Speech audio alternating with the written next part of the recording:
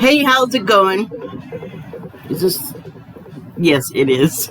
So, I just wanted to talk a little bit about some thoughts I just had about, hold on a second, about like the law of attraction and, like magnetism with people as far as relationships are concerned. And in particular, I think a lot about the twin flame relationship. If you are not familiar with that, there's your keywords, twin flame. Toddle off to your search engine. Anyway, and so when I first came across this concept, I read a little bit about it and I was like, oh, I want nothing to do with this because it sounded like a major pain in the butt, and a lot of time, like years have elapsed since I first ran across it and had that thought, and not much has changed as far as it being kind of a pain. But I mean, it has its good points and its bad points, or neutral points really, because polarity exists regardless of whether we like it or not, or if it's convenient or not. And another side of it, in a polarized kind of way, is that for all of the frustration and attendant sort of low vibrational feelings in that direction, you also, like, once you get through the end of your dark night of the soul hole or whatever, you have access to all of this potential knowledge. Like, if you are noticing things and sort of computing what happened in a constructive way, then the frustration and like the anger and the hurt or blah blah blah blah blah whatever with the relationship actually ends up being quite useful. But you're not thinking that when you're in the middle of it. So and I'm not actually in the middle of anything like that, but I just have been thinking about it a lot because I watch twin flame stuff on top of a bunch of the other stuff, even though I'm not like actively interacting with my twin. I'm just not doing that right now. But like, I still keep track of sort of the heartbeat of the collective, because you don't have to be like a part of a twin flame thing that you're acknowledging is something that's happening, or a soulmate or whatever. It's just interesting to learn about these sort of relational dynamics. To me, like, it's informative. So, along with like my tarot readings about politics or spirituality or whatever the thing is. So, again, the law of attraction and like those dynamics have been something that I've been paying attention to, I guess, with a little bit more intensity lately. And it's not, I find that like I'm on these little missions to where like these things are going to happen, and at some point you're going to stop reacting to them and realize like, oh, there's a lesson to be learned here. So I guess it's kind of like that. I was thinking about like how frustrating it is to have to do this. These are going to be some twin flame terminology that I'm about to use, but it relates to everything because the magnetism relates to everything with us people, and it is the running and the chasing that drives me insane. Like, you gotta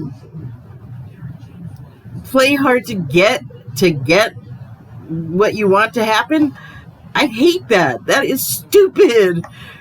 If you're aware of all of that, then why can't you like have the intention of like having your plus pole and your negative pole just tone the heck down and let you be in the middle unmolested if that's a possible thing. But what I felt like when I thought this was the goal is to be like sort of neutral and in the middle of these poles, but stuff affects the poles and then the poles affect you, and it makes it hard to maintain like an to stay in the middle. Basically, it's like a constant battle, lesson, exercise. Like it just never ends because, like I said, whether you like it or not, you got the pole over here and you got the pole over there, and you're in the middle. And I thought, we're magnets then. I guess we're magnets. And like, what can you do when you're caught between these two poles and you're a magnet? And what are magnets made of? Like, I don't know, iron? Some kind of metal. But the point is I don't have the hardware to sink my claws into that magnet metal and keep myself from being sort of thrown back and forth by the forces of whatever the heck the poles are doing. I'm trying to stay out of it, kind of. And the poles are going nuts sometimes. And once again, these are not going to hold on to any kind of iron if you're a metal magnet. And I thought, well, I want to be wood. I want to be wood. Wood seems so much more well-heeled. They're like a little like a lot calmer. And it's not like when I say wood, I mean it could be like detached from the tree, like this, right? My knife block. But I mean it came from some kind of tree, right?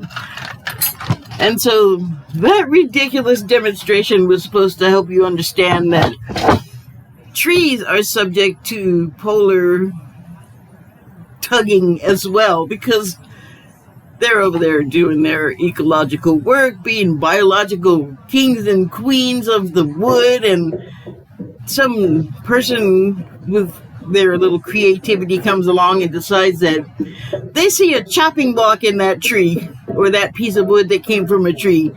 So I guess trees are not even that safe either, but trees and wood will bend, like when the wind blows or when the water comes up. Like trees are flexible.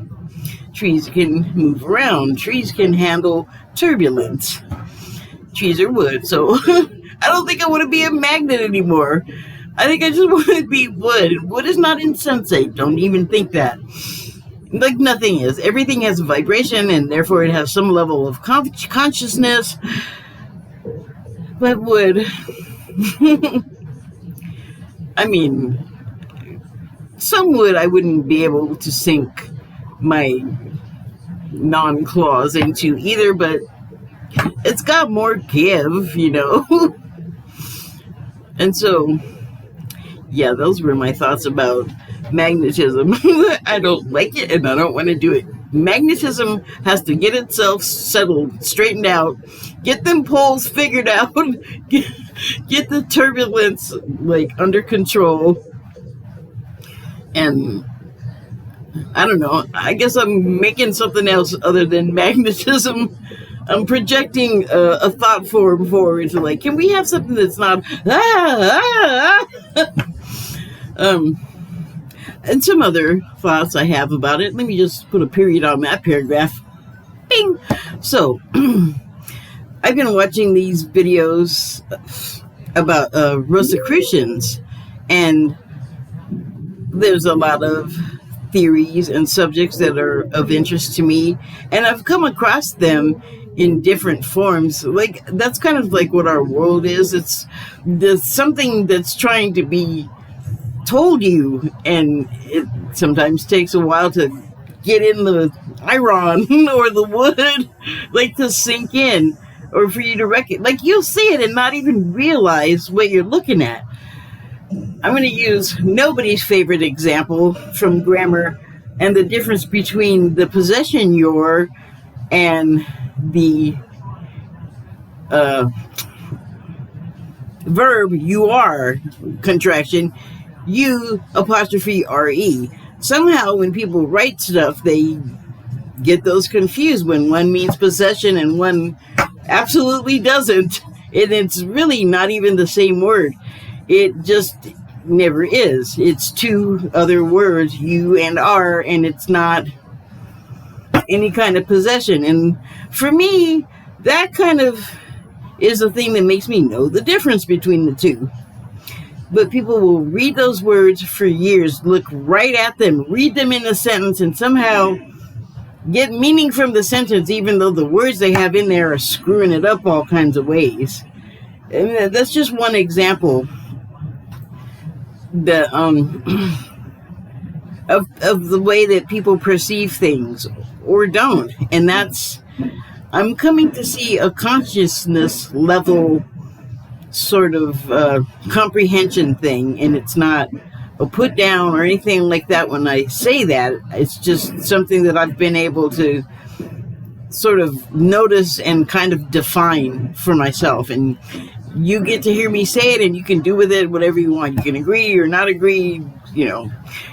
You have a huge selection of choices to make when it comes to reacting to what I'm saying here. Anyway, so there's all these different perceptions of what you can do with the law of attraction and what abundance is. And to me, abundance is certainly like having the material things that you need, and even money too.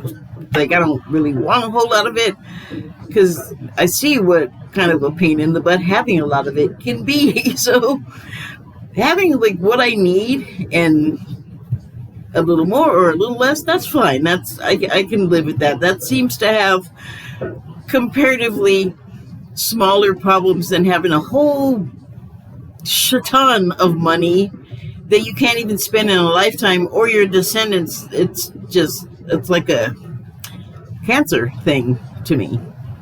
But that's my perception. So applying what I've just said, like however much of blah blah blah what I just said to what I'm going to say, this is what I thought. I'm watching the channel with the Rosicrucian stuff and other things, and it's the Daily Motivation channel, so now you know the channel. And I'll probably link something in the information box to this video. But they were talking about the law of attraction, and it will move on into abundance because they were applying it to televangelists like Hagee, or what is that guy that Kanye West liked that wouldn't let people in from the flood in Texas? Oh, something, not Odenkirk. That guy, Odenkirk, is not a church guy. In fact, I think he's Jewish and he's a comedian. Osteen?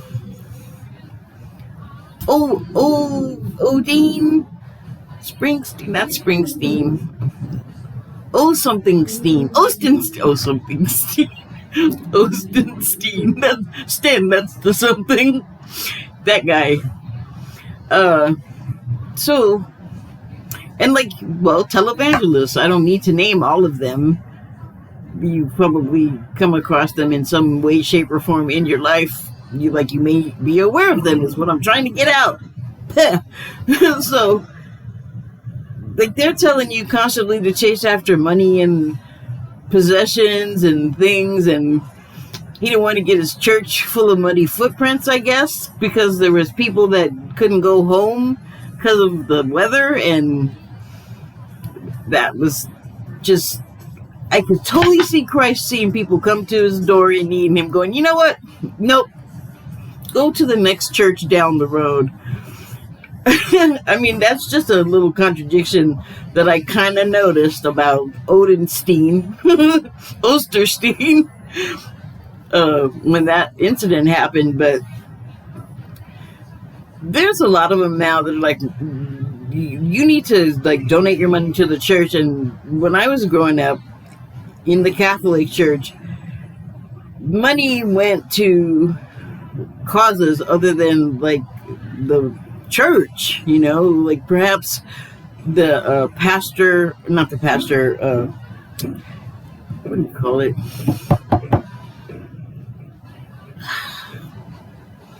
The church, the convent, and where the priests live. I can't remember the name of it, but it's on like where the church and the Catholic school is, like the whole little deal of their thing.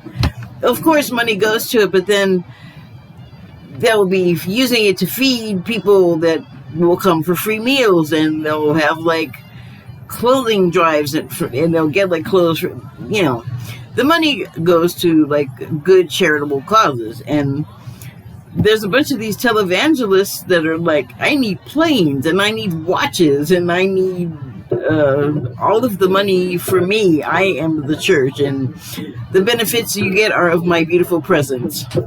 Thanks. But that's what they were talking about with the law of attraction. Part of it, like, it goes on to say other things. It's not just like promoting that lifestyle or that state of mind for using the law of attraction. Like, it goes on to what is a more proper use for the energy, I guess. But yeah, when you really want or need something, like if you're in some kind of dire strait, like a storm took away your whole life, your work, your home, your places to go to enjoy yourself, like the train derailments with the human and life-killing substances on them that just fell all over this town. And guys, like the homeless thing, people get so mad at people for being homeless, and they want them to go somewhere. Like, get out of my way, you're homeless, you're trash now, even though like 2 weeks ago they had a job and you just thought they were fine and great. Now they're homeless, now they have no money, and you still expect them to go somewhere. Like, if they could go somewhere, do you think they would sit there and let people speak badly to them? And I'm sure they should get spat on and stuff thrown at them and hosed down. And also Christ-like and charitable right there. But oh God, don't get me started on the homeless plight, or houseless, or whatever the supposed proper word is. The people don't have roofs and walls anymore. And that becomes something to hate people for. That's I don't know. To me, that's messed up thinking. But I would think the polls put you in a place like that where you're homeless, and also where you're looking down so harshly upon people that don't have places to go. If they had money, if they had wherewithal, I'm sure they would go. I'm sure they didn't want to leave their homes if they had them. And it's so... it just blows my mind when people say, well, they want to be there, or they like it. And I always want to ask, and sometimes do ask, have you spoken to them about this? Do you know that's where they want to be? Well, they're drinking and they're on drugs. And I'm like, if you had to live outdoors and people were trying to force things on your body that you didn't necessarily want them to do, what happens to you when you're defenseless and outdoors and you're overpowered? Not great things. So that's going to work on your mind and your heart, I would think. You would just feel terrible. You don't have your walls and your roof to protect you anymore. And you got people walking by just throwing out nasty comments, compounding your misery. Thanks a lot. Thanks for having a heart. Whoa, I think we misuse mirrors. We're looking at ourselves to see how pretty we are, and we're not looking at ourselves to see how ugly we are. That's part of the polar thing, man. And then if you get in the middle of the poles, you're like a decent human being. Okay, sorry, I'm not... I don't mean to be no one is this is such a dichotomous thing to say, but no one is bad and wrong for being bad and wrong. It's just their puzzle piece in the whole confounding, confusing thing. But all of that stuff that I was thinking about, that got started because of thinking about magnetism and the law of attraction. So also, the homeless people, even on a level they're not conscious of, may have well, everything in our life we already chose. So let's just get that out of the way first. Another part of the kooky dichotomy. But before we're born, like almost everything that happens to us is predetermined, predestined. So that's kooky on somewhere along the pole. And then your vibration, or what you're feeling, and your consciousness, particularly as it relates to how you to yourself, is going to determine how your life is going to behave. So if you are homeless, houseless, whatever the PC term is, for crap's sake, you live outdoors, basically. You don't have your own place to call your own, with privacy and safety from the outdoors, which you are now a part of, because that's where you live without a roof and doors and walls. You have, though, I guess subconsciously or unconsciously, willed this state of being into action, because everything that happens to us, we definitely have a hand in. And I think I've been confusing for long enough, or maybe not confusing, but I just really was thinking about how the whole magnetism thing is so necessary, but so maddening. It's like, but that's what the way for me, that I've discovered that works for me, where like things come actually that I wanted, like avidly, or just like idly thought, oh, that would be a nice thing to have, or a person to be around, or a situation, like whatever the thing is. What I've discovered is stay away from the pole, stay in the middle, and just really the key I found that makes things happen is don't give a crap about anything, really. Like, if you can possibly do that. And that's part of the confusing dichotomy. I know I was supposed to finish, but I didn't finish that part. It's like you can like want the things and do all the right things, and then also bad things will happen, and it's just all part of it, and none of it's bad or wrong, because it's predestined, and it's also like part of the life lesson and the plan. And okay, that didn't clear up what I wanted to say very well. Even when it's horrible and terrible, and we think it's the most terrible thing, and it makes us feel bad, that is something that in that predetermined life plan, we wanted that experience. Like, this is role playing. This is not our real selves. This is something we're doing as an exercise to learn things. And I know that is probably even hard to take. Like, there's a lot of steps to stuff. So I'm going to put up the video about the law of attraction from the Daily Motivation, and they talk about the same kind of things. Like, I added a lot of my own personal stuff in there, but hey, it's my video, so I can do that. But they're better at explaining the stuff. They don't get all emotional. They have a script. They have a script to stick to. I'm just freeballing it here. So yeah, I'll link that video. But it was just some stuff that I thought was interesting, so I thought I'd share it, and that's it. Thank you and good night.